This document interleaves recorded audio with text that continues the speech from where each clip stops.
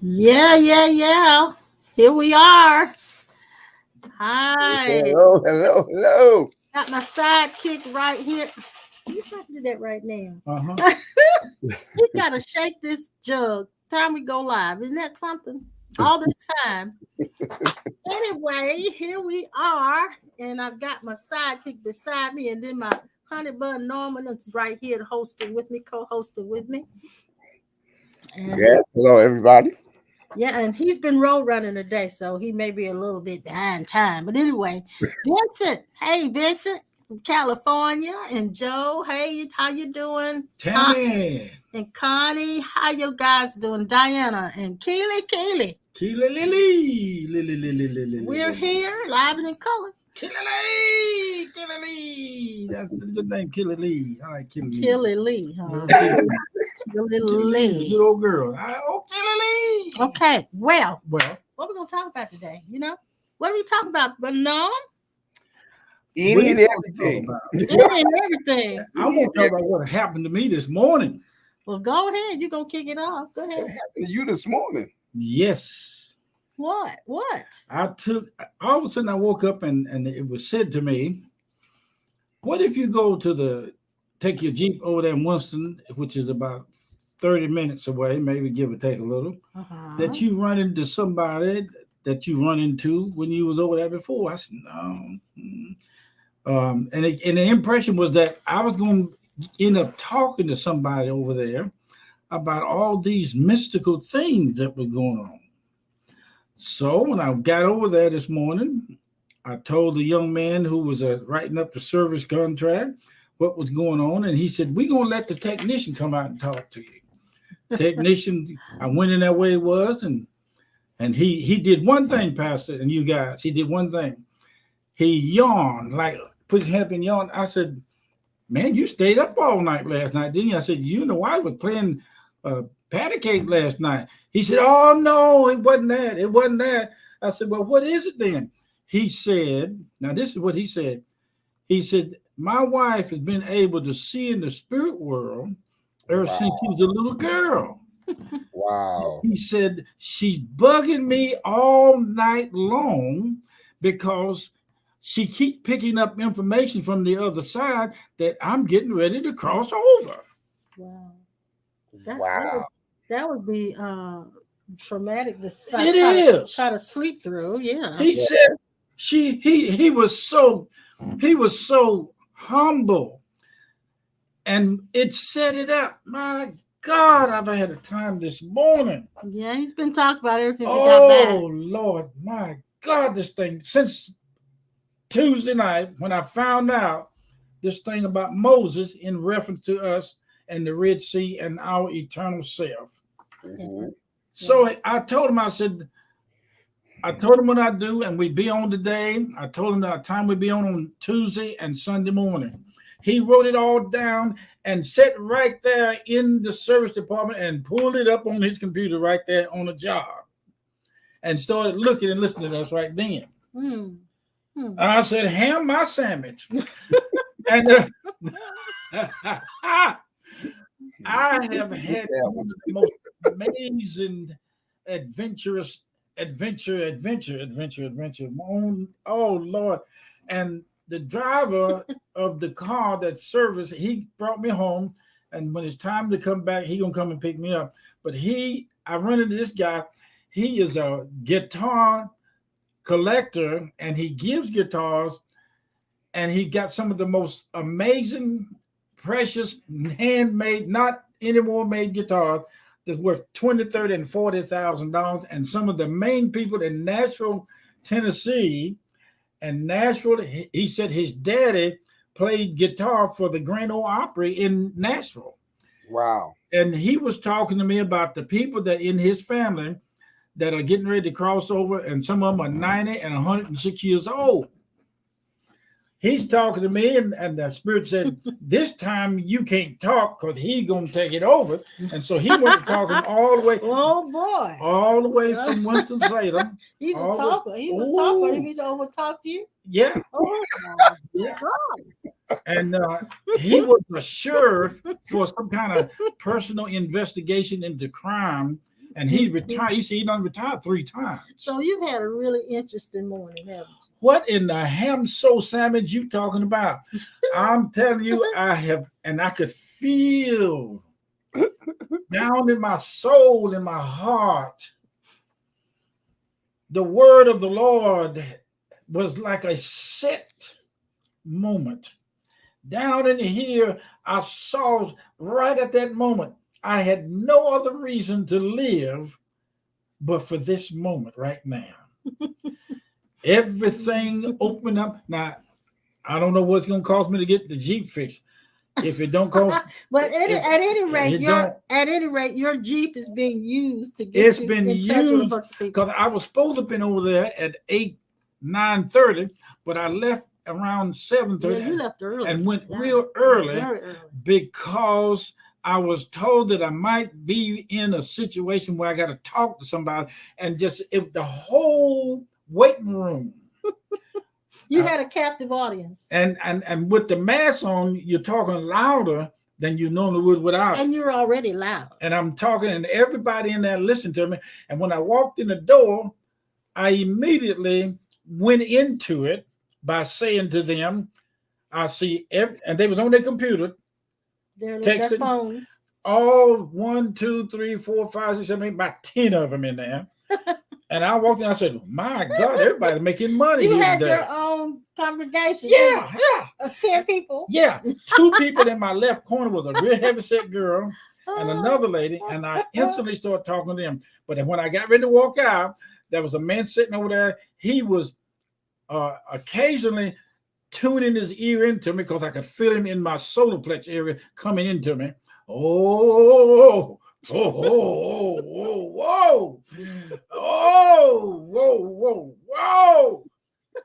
whoa, God, whoa. You popping.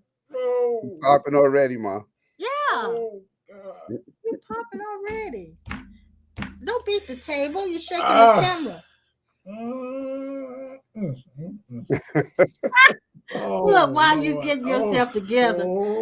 Hey, Tom, I'm glad you're here. Vincent said, I've been talking about you playing guitar to Diana all week. At least 3 times I mentioned it. He said, bless your heart, Pastor. And that's when he was giving the description of the guy, I said that sounds like him because of all the collection of guitars he had and how he gave them away. I have one. So yeah. Talking about yeah. And he said in the car, there's 2 or 3 people in his family at crossing over. Yeah.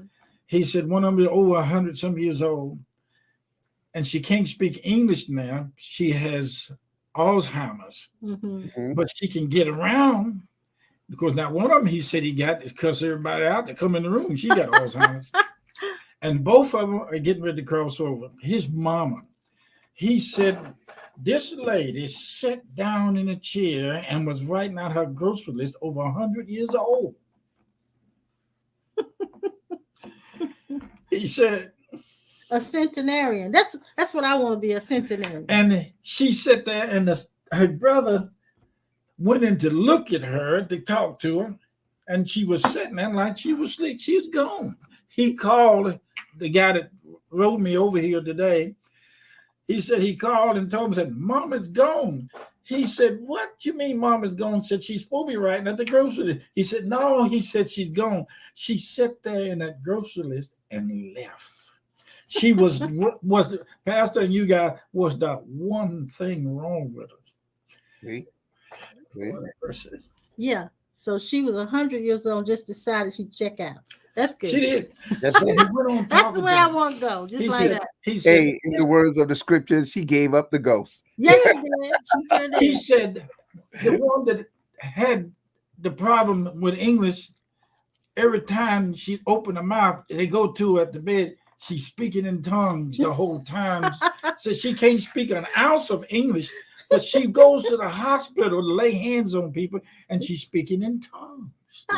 The whole time. And this guy said she's praying in the spirit. I thought when I got in the car, I had to be limited to how much I was going to talk to him about. And I was, but on a different side, he was more into the book, Bible. And but yet he's experiencing the mystical things that you and I are, and the rest of the guys online and he are. probably doesn't talk to everybody about it. Because a lot of times when you're confined to the Bible and your group, your Christian group doesn't talk the mystical talk, you'll hold a lot of things in because you don't think they'll accept you. Here's what he said. He said, I'm going to tell you this. He sounds just like Jesus when Jesus told me that in the council room. He said, I'm going to tell you this. He said, I've never told anybody. I'm sitting there looking at him. And the Lord said, listen. I listen at him. He said, I said, you haven't talked to anybody about this on your job? He said, no. He said, the owner of the company just called me and just said, he said, I've been retired 3 times. And he said, the guy called me and said, I know the guy that owned the company up there. He said, I want you to come and work for me as a driver to take people home and bring them back. And he said, what do you want me to do? He said, just drive. And the guy hired him. He hired him, and I could see in the eons of infinity how my eternal essence, God, set this stuff up this morning for God to meet God in him. I sat there and I looked at the Spirit of God inside him talking to me, Pastor, and he talked to me. Mm-hmm. Exactly. He didn't talk to me like, thus saith the Lord, and my Lord said unto this. Well, I wouldn't surprise everybody. I heard him speak like that neither. That's how it was recorded according to the translation of King James. That's Old English, and God didn't speak in Old English. That's right, never does. That's what people don't understand. Yeah, Vincent said he was hired for you to meet him today. Oh, talk to me, boy. Talk to me. And your Jeep was acting up so that you could meet him today. Oh, so coming down the road. A divine setup. So that means everything that happens to us is there for a reason, isn't it? Yes. Mm-hmm. Yeah. Now, here's what he said at the end. She's going in the hospital praying for people. She can't talk English. But she's speaking tongues. But she's doing everything in tongues, and she talked to him in the cars in tongues. So she's been praying in the spirit like that for I don't know how long. And I said, my God. And he pulled up at the door. I said, I don't want to hold you up. He said, don't worry about it. He's sitting down. Now, if you come back to pick me up, I ain't going to say nothing to him. Well, and then too, it may not be the same second time around. Look at Keely. This is my mystical moment going. A mystical movement. A movement going on, making connections all around. Yeah. And that's exactly what's happening to us. Mm-hmm. I sit there and I listen to this young boy who's supposed to come online with us somewhere between 9 next week. He said, I need to know what's going on with my wife. I told him, I said, she's normal. I said, the people around her just don't know it. I said, she does need to be grounded. She needs to be grounded because he said this. He said, my children are being neglected because she get caught up in this and she can't do nothing else but that. Her whole air and identity is in that other side, and she can't see nothing else but that. The children say she'll snap back in, but she's got. And I told him everything about my experiences on the other side and about the lady who baby through praying in tongues and in the spirit. She caught on to how to satisfy the baby. Anyway, but now. Mm-hmm. In talking about the young lady who's having all of these mystical experiences, exactly. Sometimes we get, like you said, we get so obsessed spiritually with the experiences that we lose our grounding. And grounding is when you come back to normal functioning in this realm. And so some of us do get caught. Yeah, we do. We get stimulated, I should say, by these spiritual The lady asked me in the waiting room, she said, did you teach Sunday school? I said, no. I said, I couldn't read. And I said, when I went to Sunday school, this was the most embarrassing thing in the world, because when they call on you with that manual, Sunday school manual to read, I couldn't read that manual, but now I can. And I had and another lady was sitting next to her, and she was nodding her head, and Pastor, you guys, please hear me. You didn't come here to preach. You come here to wake up because you wanted to experience what you were before you came over here, so that when you come over here, you can when you wake up over here, you not only personally wake up, you are the wake up system all over the universe. A wave comes from you like a wave, and it hits everybody, even on this broadcast. Go ahead. Well, now I'm glad you shared your story. Your story tells all of us that if we once we come into this knowing, if we're able to trust the knowing, God actually plans your day.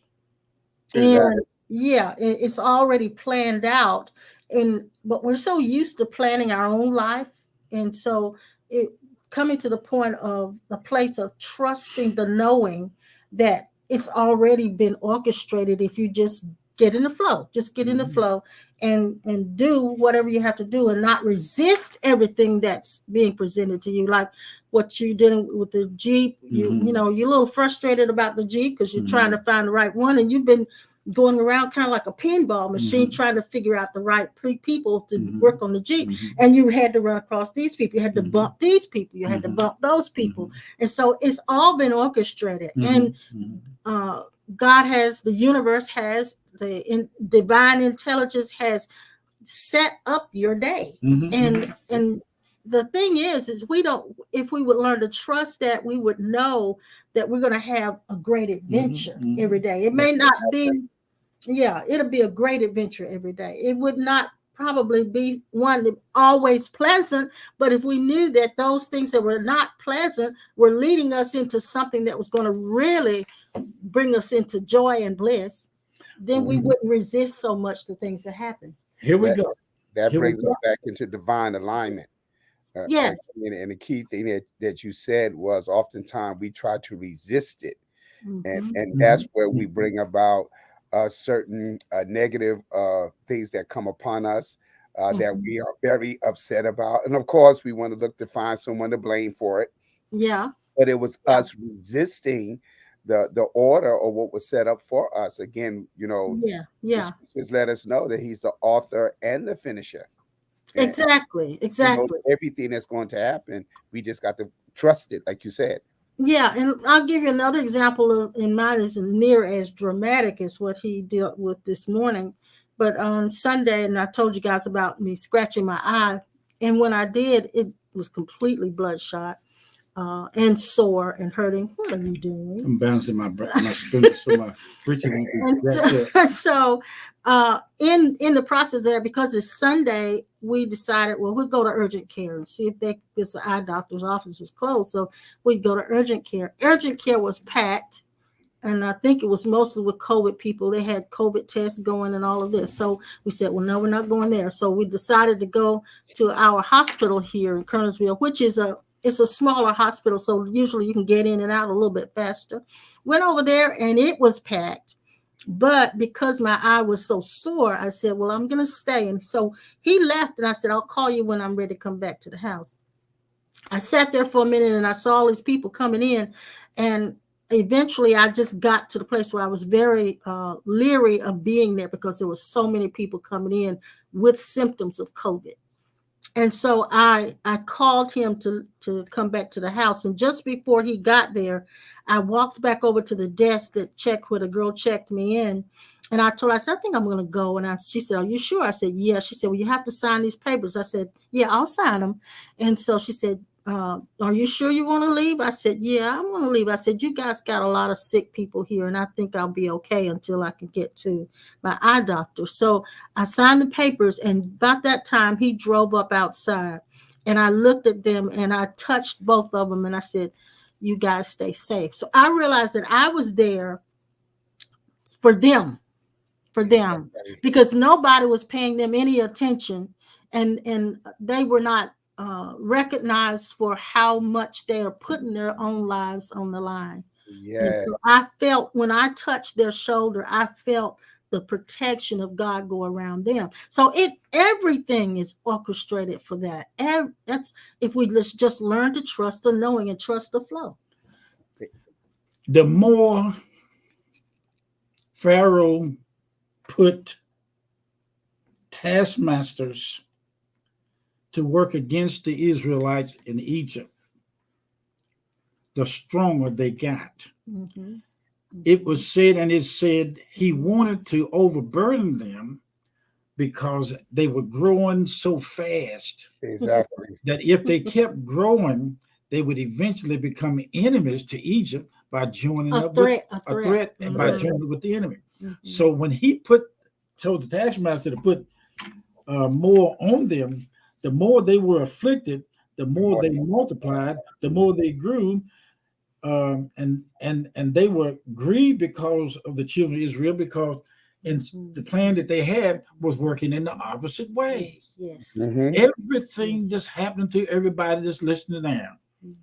It is an absolute fact that your pure self, which is the Holy Ghost, is being prayed to in a what is called a conversational event on the air.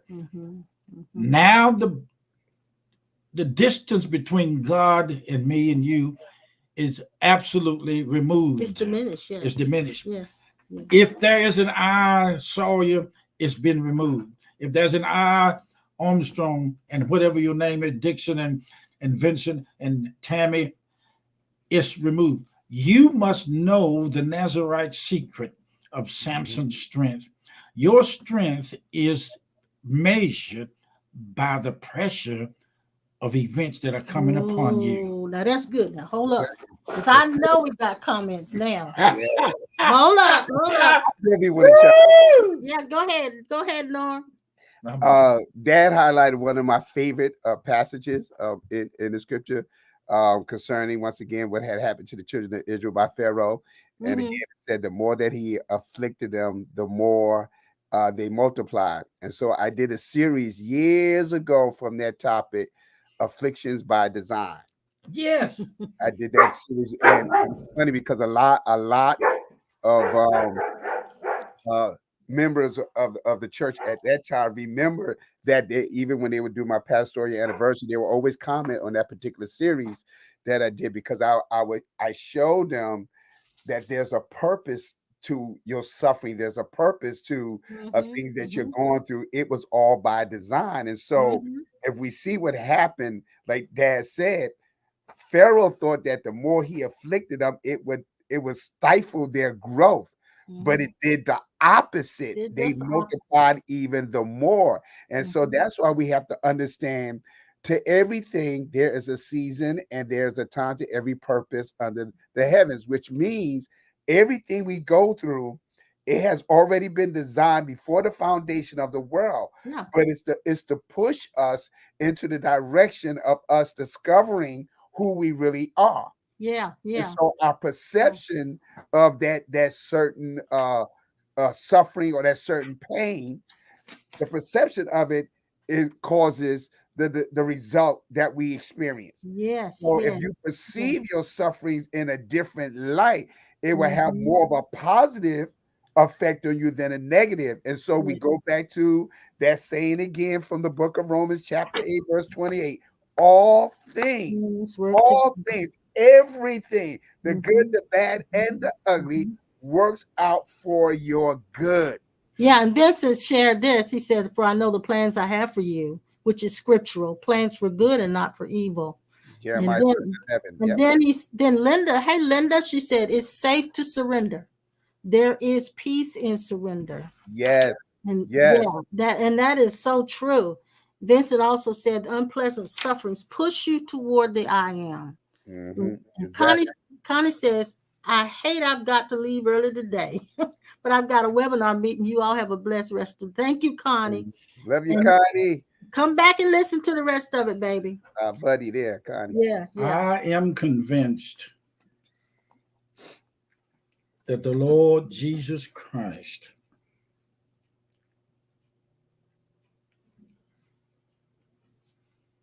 was the prodigal son.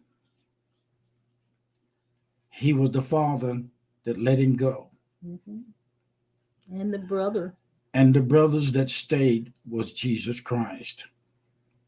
I am convinced that the people that he met out there in that world that he left and went to, the riotous living, Jesus disguised himself as the rioters. Yes, he did. I'll take it deeper than that. He was the life in the pigs that he wallowed with in the slop. It was God, eternal, infinite, eternal Holy Ghost, Spirit, eternal self, pure self, that said, I believe I'll wake up and go back home. He didn't leave home in any of those drastic events. Home that we are cannot ever be departed from us.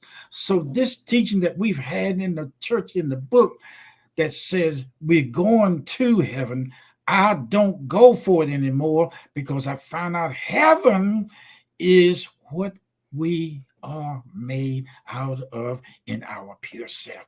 To go there is not anything more than going deeper in to our absolute God identity. I'm sorry if I made somebody mad, but I'm not going to apologize for this. No, and I think you made anybody mad. I don't think you made anybody mad. I remember the first time I've heard anything like this, that heaven was not someplace we go, but the place that we live in our awareness. And the first time I heard that, of course, my religious conditionings really resisted it because I was looking forward to heaven. And I remember this morning you made me think of this. You'll normally make me think of this. I had the awareness, the discovery to come to me this morning that I hadn't had before. I should have, but I sat there and I realized that I had developed a strong identity as a Christian. And so now that Christian identity is what's being dissolved. Not so much that my allegiance to Christ is dissolved, but the identification with the religion of Christianity is what's being dissolved. And that brought up a lot of resistance in the last year or so, especially since we shut the brick and mortar down, because that identification was attached to the brick and mortar. Yes. And so what's dying now is the identification with the religion of Christianity. And we have now expanded beyond that, which means we've expanded into God awareness, God consciousness beyond a group confinement. And that's a big thing. That's a big deal. That's a big deal. And I'm not, and it's not because I'm against it or I can't even say because I don't need it anymore. It's just the identification falling away. See, that's why everyone needs to understand even the presentation of quote unquote Christianity. It never started out as Christianity. Never did. Never did. Go back to Acts chapter 9. When it talks about how Saul was getting the letters to go and persecute the church, they considered them the people of the way. Yes. It was never the word church, the Christian was never used until the time of Antioch. When the Greeks was trying to figure out these apostles and how they were able to do these mystical things and perform these miracles and so forth. And so again, at their time, their religion was pretty much engraved into mythology. So they called them Zeus and Apollos. Yes. But then someone made the statement and they called them Christians only to describe that these men were actually doing the same thing as the Christos, which is Christ. So that's all they were saying. They were able to do the exact same thing that Christ was able to do. Let's remove Jesus because that's the label on his humanity. And that word Christ, that is the description of who he is. The anointed one and the anointed. Yes. And so if we understand what had happened, every time there's a time of an awakening or a mystical movement, there's a group of people that tries to institutionalize that movement, and that's how religion are created and so forth. And so they take that, they build on that, and now it becomes a memorial. Yes. And so they literally begins to reject everything else, and say what they experience, separate and apart from everybody else's experience. This got to be the right way. Yes. This is the only way, and that's how it happens.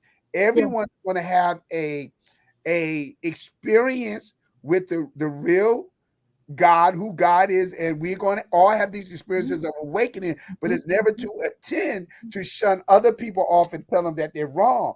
Each one of us is to receive a part and bring it together so that we all can see the big picture. Yeah, and see, Jesus was not a Christian. Exactly. And Muhammad was not a Muslim. Buddha was not a Buddhist. Exactly. But the religions around their teachings was built, like you said, and institutionalized. And that's when the teachings got all muddied up with the dogmas. And that's when people had separation and disciplines and schisms and yeah. And see, if people understand the nature of religion is used to control people. Yeah. That is what religion is used for, is to enslave their minds and to have some type of power over them, to manipulate and to control them into their thinking. Because see, I've noticed where there are men and women who are truly at that place of awakening, but they're being very quiet about it. And they will stay in the religion because of what they can benefit from it through the institution, where they could get money and get blessed from it, but they know something that they're not telling the other people. That's true. That's true. Here's what I saw. I just saw somebody's house, and I'm telling you what I saw. I don't know who it is. I have to say it like this. I saw some men tearing the gutter off of someone's house, and getting ready to put new ones up. Whoever you are, your income is very tight, and I see the spirit of the pure self, God, doing something in favor to put new gutters on your house, because the gutters that you have are not sufficient enough to keep from rotting the soffits on your roof. But God is also revealing to me by unction, by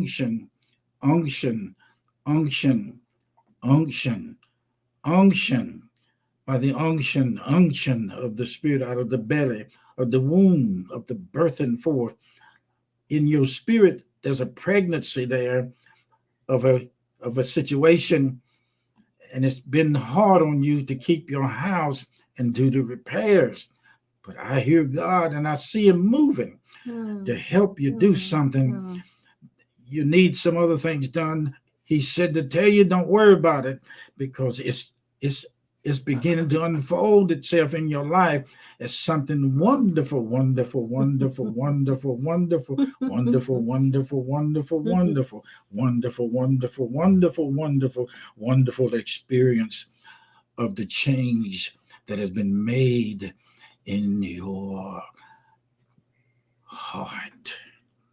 Yeah. You reminded me of a young lady who we knew. It's been some years back, who had a house and she needed new flooring in her house, and she was praying that God would bless her so she could get new flooring. And she went out of town, came back, and discovered her whole house had been flooded, and the floors were totally demolished. And the insurance paid for her whole house to have flooring. Let me tell you something right quick. Now that's how God answers prayer. It's not always with something beautiful. Sometimes it's with a crisis that precedes it. So I've got some great comments, Pastor. Hold on, just a second. Okay. That was a lady that we knew from connecting to a couple who was in a warfare with each other in their marriage. This lady contacted us. She fell on a stove. She had seizures or something like that happened to her, and burned one of her breasts off on the stove. Because she was unconscious. She was unconscious. While it was on. Oh, wow. And she come to, and she called medical assistance. I think she survived that. No, she died. Didn't. She didn't seem like she did, but she survived till they got there. That's what it was. Right. And that thing was so drastic. She told us.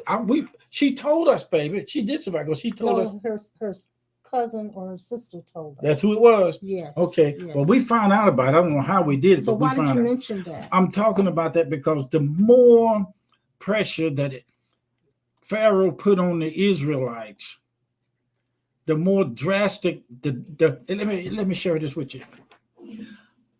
The more severely, we call it in the box a tax. It's not a tax.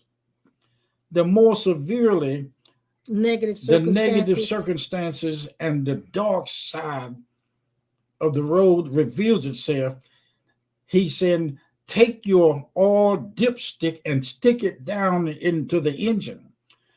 You're not low on oil.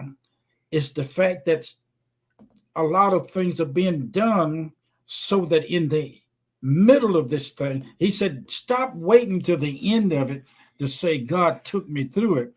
Stop and look at it and measure this thing correctly. So I hear what you're saying. So you're saying every negative experience that we're having is in actuality the process of a correction, the process of a miracle taking place, yes. the process a process of you coming out into a clear space. But he said, I don't want you to wait to the end of it. Yeah. I don't want you to start from the beginning of talking about I believe. He said, I want you to see in it, in the fire of Shadrach, Meshach, and Abednego, the fourth man seemed like he's appearing at the end, but in the middle of this, it was him. Remember, the book said it's no longer I. It's not talking about metaphorically speaking. Right. It said right now on this site, right now while we're talking to you, God is listening to himself right now. Don't wait to the end of the road. Don't wait to the time that the thing is over and you see the blessing and to see the manifestation. The manifestation is the process that's going on now in the present moment. Wait too late. Don't wait too late. Take it now. Now, yes. Man. You preach. You need his pulpit. He's shaking this table like crazy over here. Oh my gosh. I gotta give you some comments. So he's popping, I tell you, he's popping. Linda says, Tony, I remember you said you were tested not to fail, but to confirm what you truly are. Yes, ma'am. That's it.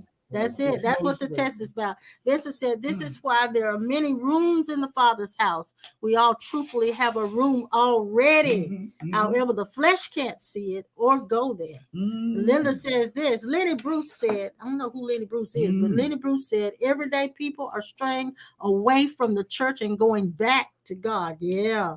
We're leaving the institutionalized mindset. And then Vincent, yes, go ahead. I even want to highlight even the more. See, I'm one. When people misuse words, that's what's causing a lot of the error of our understanding.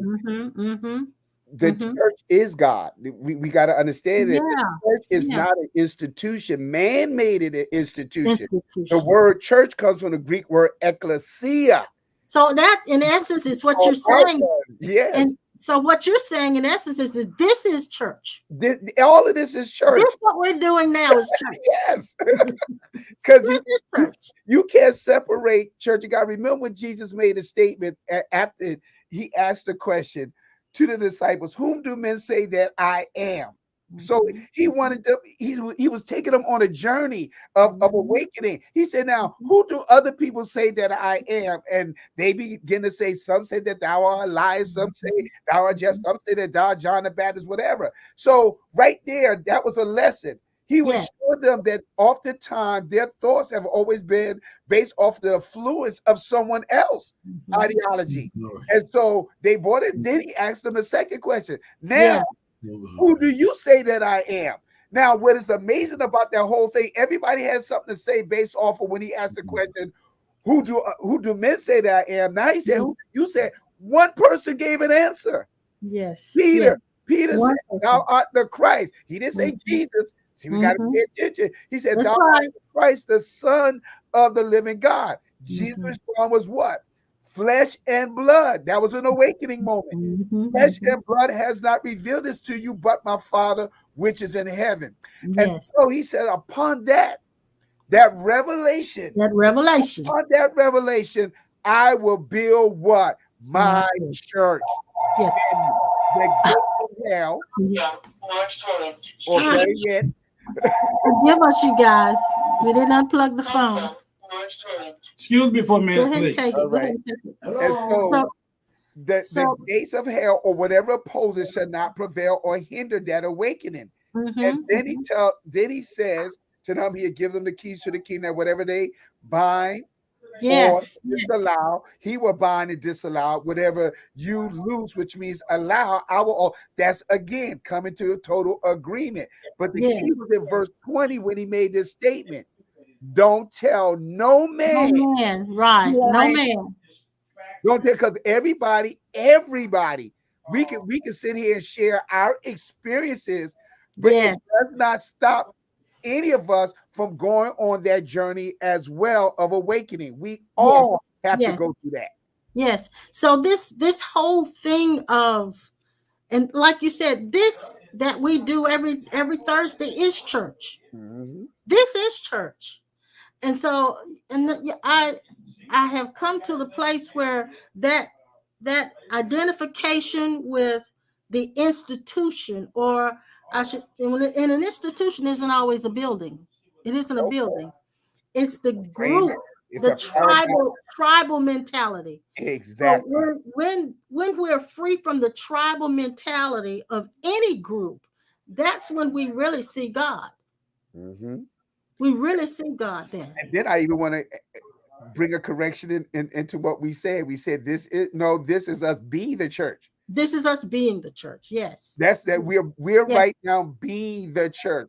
And so we again, to us trying to institutionalize or create a monument or whatever, we are always focusing on the activities of what we do when we come together. You know, the choir sing or the praise team sing, or somebody gonna read a scripture. After the scripture, somebody gonna lead us in invocation. And so that's we're looking at the behavior or the pattern of things that we do when we come together, but that's not church. Yes. Church. That's our culture. Keep talking for a minute. I have to say. Okay. So again, that is the behavior of the ecclesia. It's not the ecclesia itself. It's the behavior pattern. And so we have influence. And it was funny because this morning that was one of the biggest words that came to me: influence.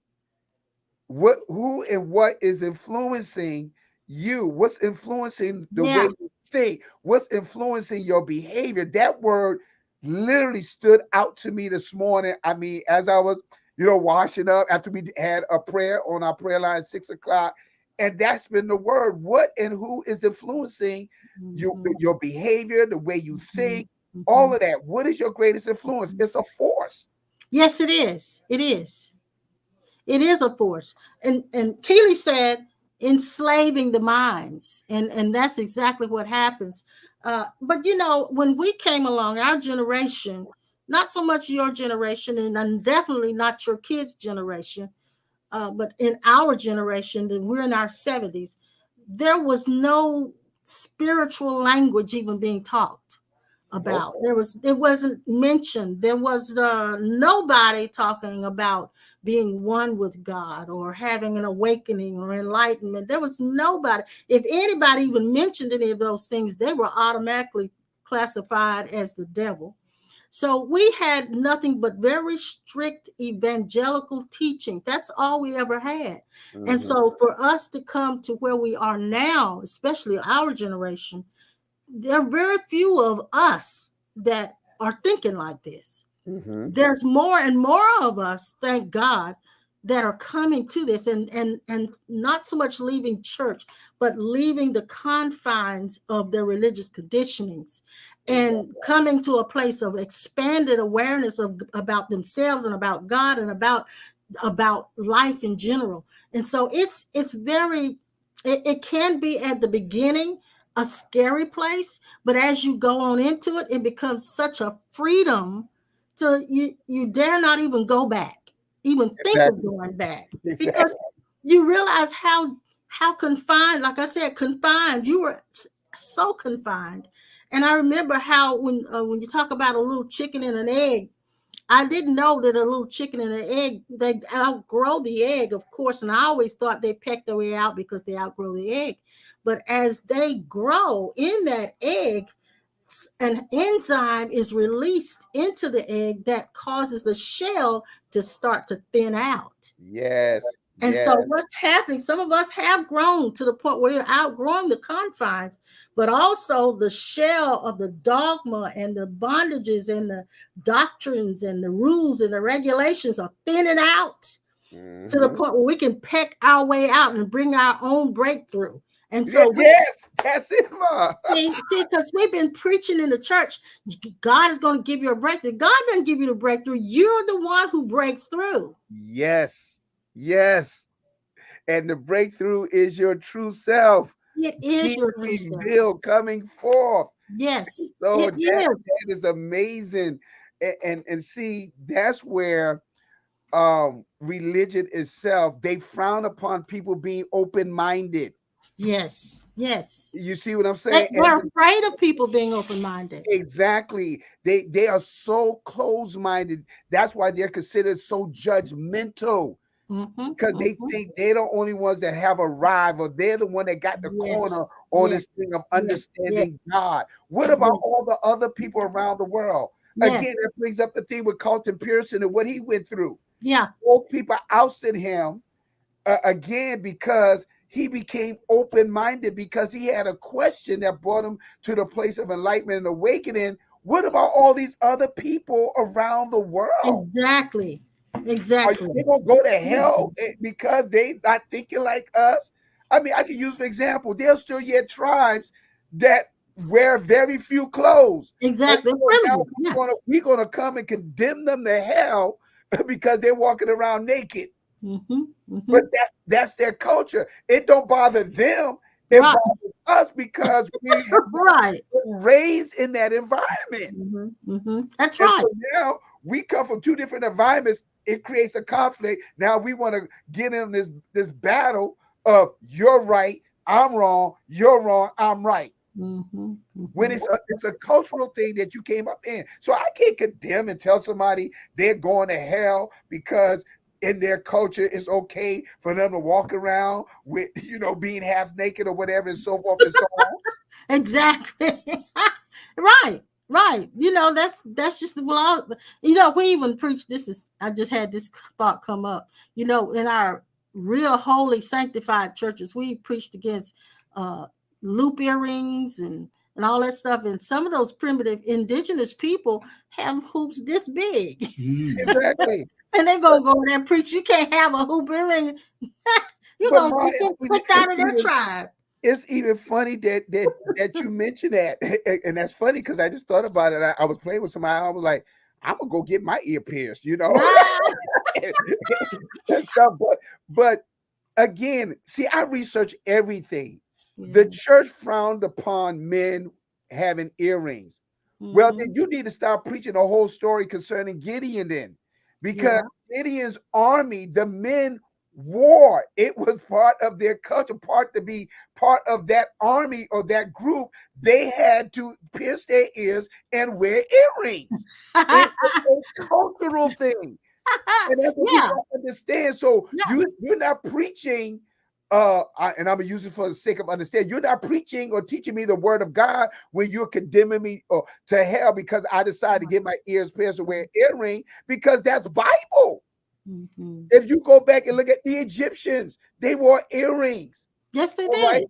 They All did. these different things, it was part of their Their culture. What culture. you're introducing to me is your culture of your nation, or what Exactly. is the culture of the Western Hemisphere. That's what you're introducing to me because you Yes, forbid it, but yes, other cultures accept it.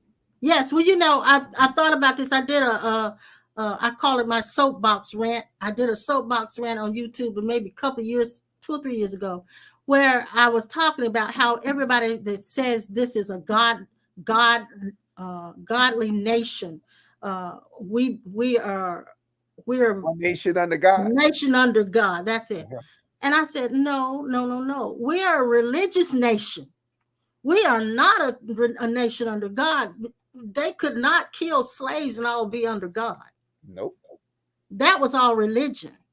And for the first black man in this area, I don't know about everywhere else, but the first black man that got born again under the church's doctrines as salvation was beat by the Moravians until he accepted it. Exactly. So I mean, it is not a nation under God. This is just a religious nation, and that's about to fall. It's already fell.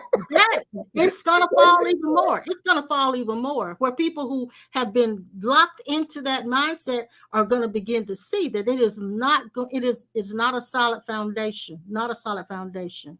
Because see, even like, for example, and I love you brought that up, because that was something I have a discussion on a lot as well with individuals. We declare, we say that put one nation under God. Well, first of all, what God? If we're one nation under what God, when what God? We have a nation full of so many different religious beliefs. So how are we one nation under God?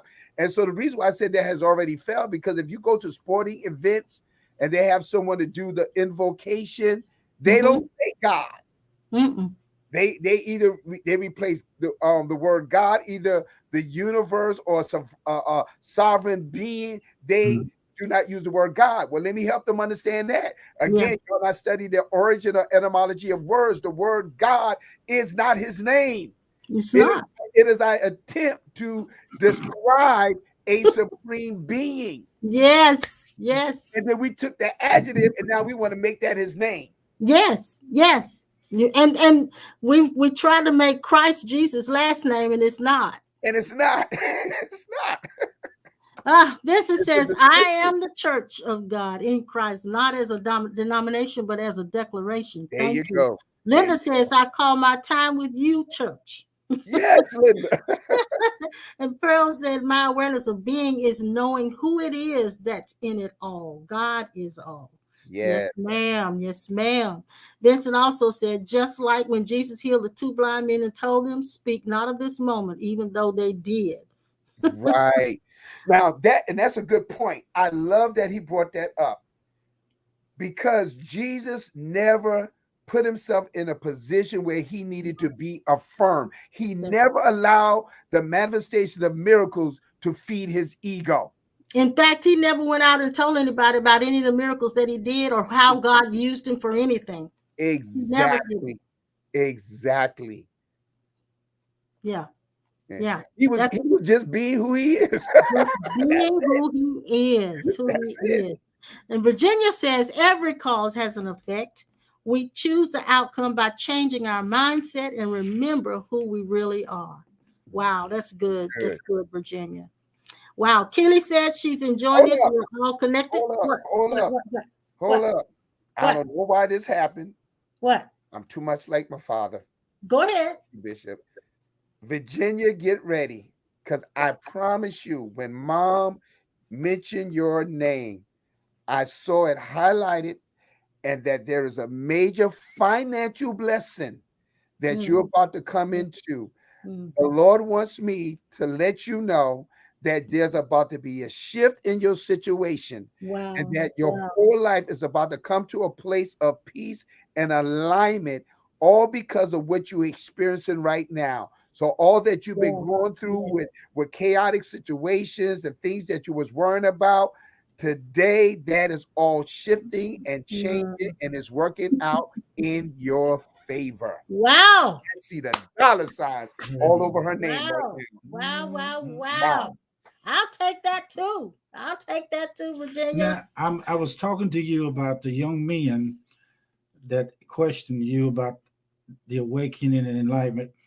On New Year's Day. It happened New Year's Day. Yeah. I want to put them on the air so that I can see them and communicate and actually talk with them. And talk with them. the guy that brought me home in the shuttle, he's supposed to come and pick me up, but I wish I could get him to come online with us and tell the experience that he had with his parents and the way he had to witness all 3 or 4 of them dying or leaving their bodies. I am convinced that the less you put emphasis on trying, the more you're going to see without trying. Yes. Trying interferes with the let there be.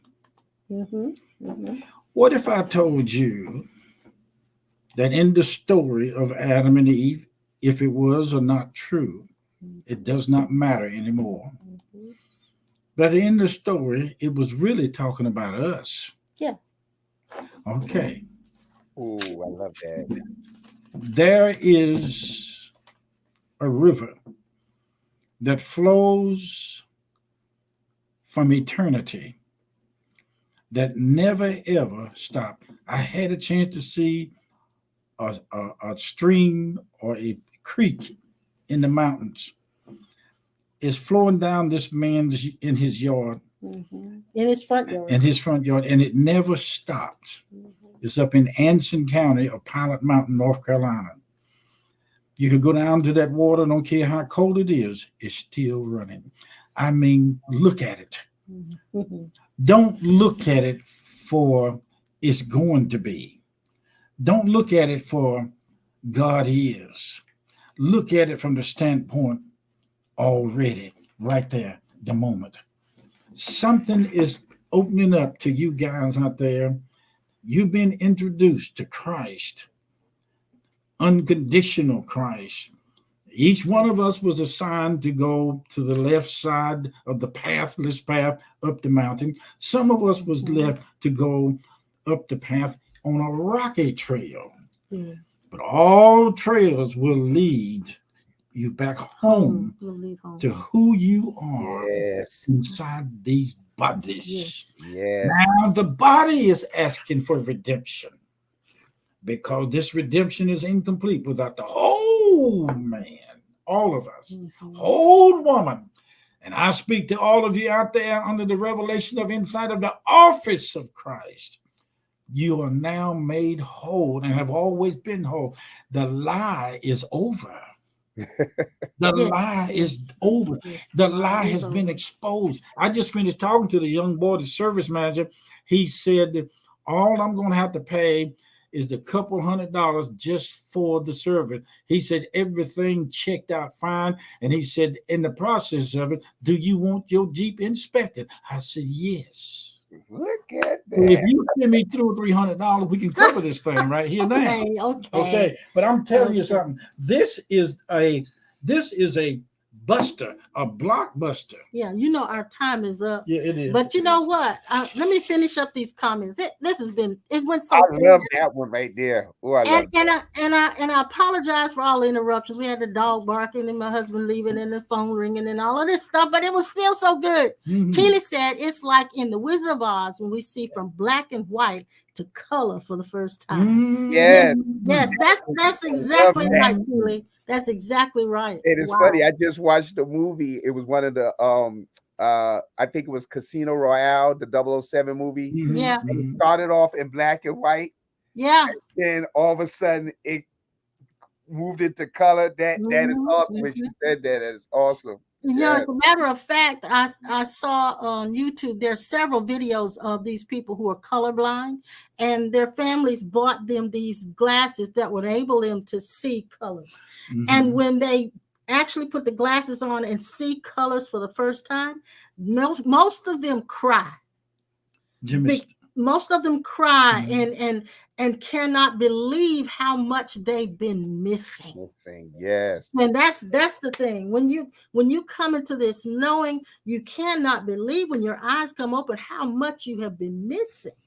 When I went into the room of the service department in the waiting room, for the first time, I entered into that room and it felt like I had an audience in church. That was a time when I stood up in front of people in school, and it was so detrimental and absolutely the anguish was horrible. I sat in church as a little boy and peeped around the old benches and seats to see a woman preach. And I couldn't understand why I was so indulged into her. Captivated. And all of a sudden, I'm standing there this morning. No face in this place disturbed me. I want to say to every one of them in there this morning, and I did, Christ is in all of you sitting here in this circle.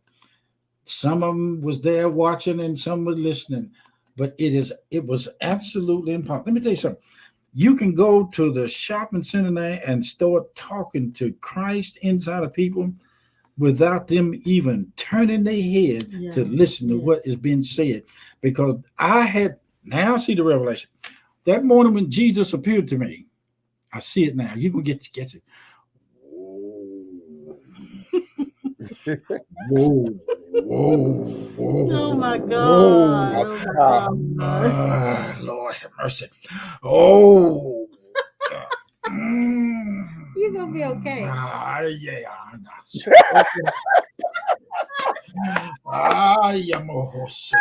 Hey, that's what we call the groans and moans that cannot be uttered. You're right. He can't even talk it out. Oh my God. When Jesus appeared over my head, I just had the insight. I tore a loose in consciousness. And I turned my head inside of my head. And I turned and looked at him with another set of eyes that relate to the cherubs, the four-faced beings around the throne of God. I looked up at him, and my body was facing the bed and the wall. And I turned my head away from the mirror, and I saw the reflection of Christ in my other identity, looking at himself on the earth. Yes. I choose to talk to Christ in every one of you. You are loaded. Yeah. You are loaded, fully loaded, both barrels. Yes. With the presence of God. Yes. So you're not getting ready. You're not ready. You're all ready. You're the ready. You're all ready. Now look, our time is gone, and you're all stirred. Oh my God, he's stirred up. He's popping. He's gonna pop the rest of the day. I want to answer Linda's statement there. Yeah, go ahead.